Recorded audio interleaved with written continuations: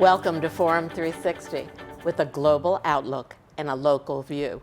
I'm Ardith Keck, host of Forum 360. The State Department of the United States highlights the Akron area by sending persons from around the world to learn more about professional resources in Akron and Northeast Ohio. The organization that welcomes these visitors to our area is Global Ties Akron. Michelle Wilson is here with me to share more information about Global Ties Akron. Michelle is the Executive Director of Global Ties Akron. Welcome, Michelle. Thank you, Ardith. I'm so glad you're here to talk about it. And how long has Global Ties Akron been in existence? We're one of those organizations that should be more well known, but is little known. We've actually been around for 43 years in Akron. 43 years. Yeah. Can you tell us what its mission is? Yes, we link Akron globally and link professional resources, educators, individuals to build linkages and ties that are mutually beneficial.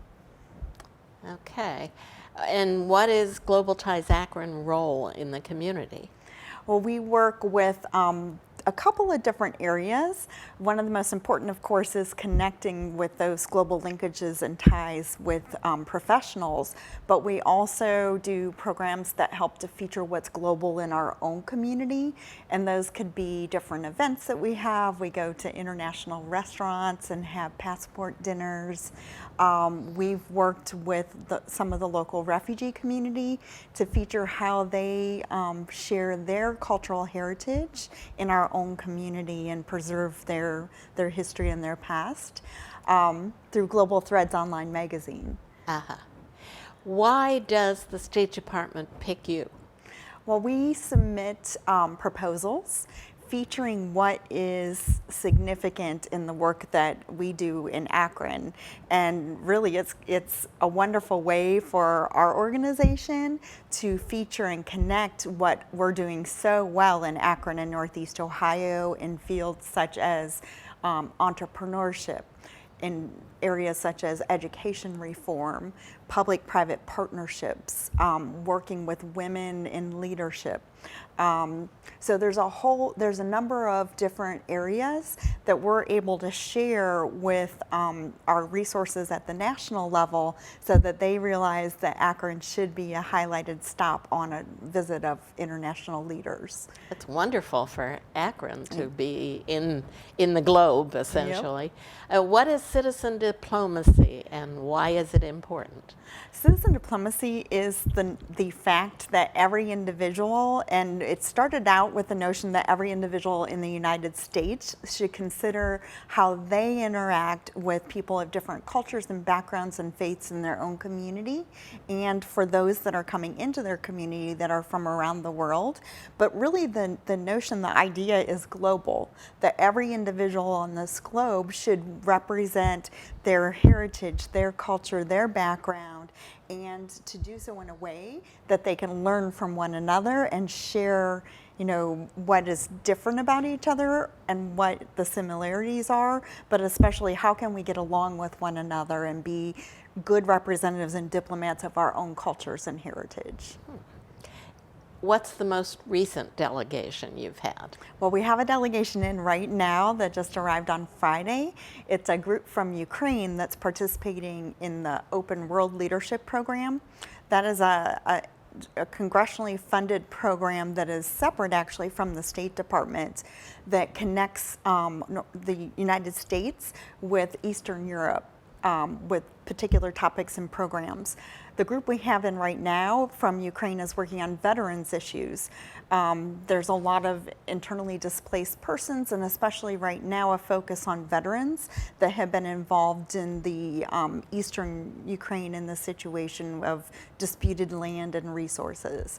So they're here right now, and they're meeting with professionals, especially to look at legal issues and social services for veterans. Where do these delegates stay? The delegates for the Open World Leadership Program stay in host families' homes. So they're actually staying with 3 local families. We're always looking for volunteer hosts that might want to host in their home. You do that a lot. How do you find those homes? There's a lot of it is referrals. We have members that have hosted for many, many years and just love it so much. And it could be hosting international students and scholars for up to a week to 10 days when they first arrive to attend the University of Akron, or hosting professionals. And it could be either hosting overnight for this type of program, which is hosting for 8 nights, or it could be hosting a meal in your home for our State Department guests that stay at hotels, but we still like to get them out into our local families' homes to share that hospitality, our Midwest, especially Akron hospitality. Is this normal for groups like Global Ties Akron, that people come and they stay in homes and they have dinners in homes? Well, Is that usual? I'd say that we really emphasize it in our Global Ties Akron in our organization, but we are part of a network of Global Ties US, and there's about 90 organizations across the country that do similar programs. So it just depends on where in their programming schedule for the State Department guests that they may want to include dinner hospitality. They try to for all of our visitors that come in. But when they're in the country for the State Department programs, they're in for about 3 weeks. So they're visiting 4 to 5 cities, and they won't have dinner hospitality at each city, just a couple select cities. Especially Global Ties Akron. Especially Akron, yep. Give us an idea of some of the countries that have come recently. Just a little bit of a list, if you can do that. Sure. We've recently had other groups from Ukraine. We have a group coming on social justice through the arts, and they're coming from 5 countries. It's part of a larger group. So that group has Albania, Italy, South Africa. I'm trying to remember the other couple of countries that are with that group. But one of them is Eastern European country, and we just recently had a delegation from Australia, which we don't get Australia very often, so that was a pleasure to have them here. Australia is so much like us that it's unusual, I would assume. Right, and so far away. Uh-huh. But we've had delegations from China, delegations from Romania, on a whole variety of topics.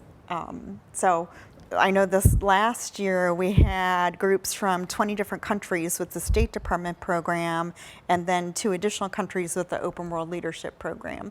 So they get to know Akron and the area, northeastern Ohio, and they get to explore parts of what we're all about. Right. And we learn a lot from them, I bet. Yeah, definitely. That's, how many employees do you have? Well, I'm the only full-time employee, but we have 3 independent contractors, and they've been fabulous at helping out with our various programs, and really it's helped us this last year to be able to grow what we've been offering to the community and to welcome internationals. How many groups a year do you have? It ranges from about 12 to 15, 12 to 20 Ooh. groups per year. That's a lot. But in addition to that, we do global education programs. So getting our students throughout the area familiar with what's global right here in Akron, and sharing, for instance, the group from Ukraine will be going to a high school class at Hoban and sharing with them a little bit about their work and what they're doing working with veterans in Ukraine. So are they here for longer periods of time? The Open World Group, they have a full week of professional meetings and then a weekend that they're doing activities with their host families. But they do have, you do have groups that come to the University of Akron to learn and be here for the year? Well, the University of Akron programs that we do are complementary to their international center. So what we do, like for instance, I have a trolley tour coming up in a couple of weeks for the international students to share a trolley tour of Akron. So that we can share with the international students, how can you get off campus? How can you walk use your bicycle or use the bus system to explore Akron beyond the university, and to share with them like what is our best ice cream and coffee and entertainment and attractions, and how do you ride the train into the national park to spend the day. So the programs we do with the international students and scholars are more of the how can we link you, if you're attending the university for a semester or 4 years or more, how can we link you to the community at large? And then those students serve as resources to our schools and to speakers at our passport dinners, and share their country and culture with our community. It sounds like you're very mothering organization. When students come, you're right there for them. Yep, we That's are. That's wonderful. Yep. Wonderful. Where do your volunteers come from? From all over the area here. We recruit every now and then, but a lot of it again is by referrals. So some of our volunteers come from the university, some are young people who want to have some global experience, who are interested in being an intern, or churches sometimes will contact us and say, hey, what can we do to be involved? So we get additional volunteers in many different ways, but it's usually through our current members who share with them how amazing the experience is to feature our community and see it through the eyes of our international colleagues that come here. What can someone listening to this program or watching it do to help? Well, of course, they can volunteer. They can also contribute financially through our website. We can take donations. You could attend our passport dinners and learn more about what's global right here in Akron. There's many different ways that you can help out. Our International Thanksgiving Dinner is a wonderful place to start for new volunteers. We'll talk about that a little bit more, but give us the website for Global Ties Akron. Sure, it's www.globaltiesakron.org, and that's spelled GLOBALTIES, Akron.org. Okay, so, and that's all one word? All one, yep. Mm-hmm. Okay. And they can donate. Yep. And you have fundraising occasionally. Yes. Tell me about the fundraising, because where do your funds come from? You have probably many different locations that they come from. Yep. So I'll start with the fundraiser. That's the very first year that we've done a community fundraiser. So we did Passport to Wine and Dine. It was a wonderful way to share wine tastings paired with global menu items. And then we also had a fair trade pop-up shop and wine sales. And it was just a whole lot of fun, a wonderful evening with music and with just wonderful opportunity to try new things. And you're going to do that in 2020? We are. We haven't set the date yet, but watch for on our website. We'll be advertising it and on our Facebook page. Okay. But it'll be in March or early April 2020. I'm going to hold you there and tell our audience a little bit more about what we're talking about. Okay. Global Ties Akron. And with me is Michelle Wilson, who is the Executive Director of Global Ties Akron and has been with the organization for a long time, just as I have been with Forum 360 for a long time. So tell us more about where your funds come from. Okay, so we write grants for the programs that we do that are welcoming international leaders from around the world, and we do fee-for-service programs. So those are two of our key pieces of funding, but we leverage the skill set that we've developed with those high-level welcoming distinguished leaders programs, and we use that to develop other local fee-for-services to welcome, for instance, the international students and scholars. We've worked with some corporations to welcome their international employees from time to time, and then we have various opportunities where we have pop-up shops and we sell fair trade items.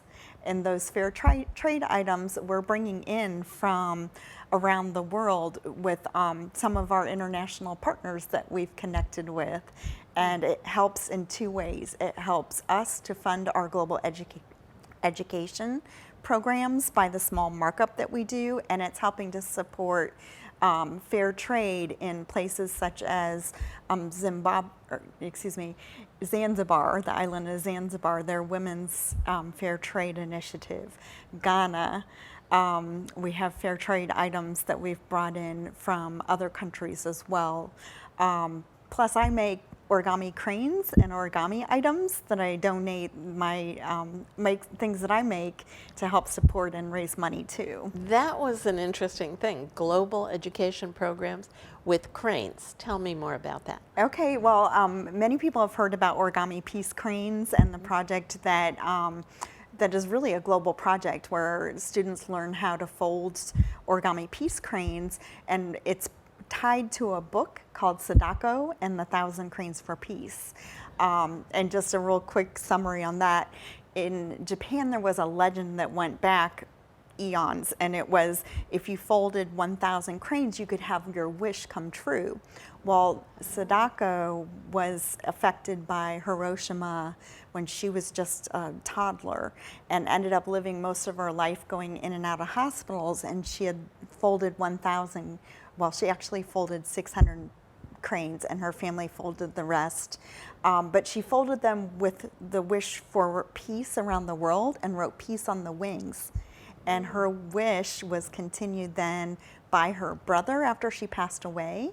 And his efforts were then written in a story about Sadako by an American author. And now all around the world, there's people who fold cranes for peace, including right here in Akron. We do projects with local schools and fold the 1,000 cranes for peace and send wishes for peace around the world. Super, super. They approve of peace. Yes. We all do. There is an interesting program that you have about Moroccan basketball. Okay. And I think our audience would like to hear about that. Okay, we had a delegate that was invited back by the State Department for a second visit to the U.S. They call them Gold Star International Visitor Leaders. And this individual is like the Moroccan North African version of our very own LeBron James. And he founded an organization called Tibu.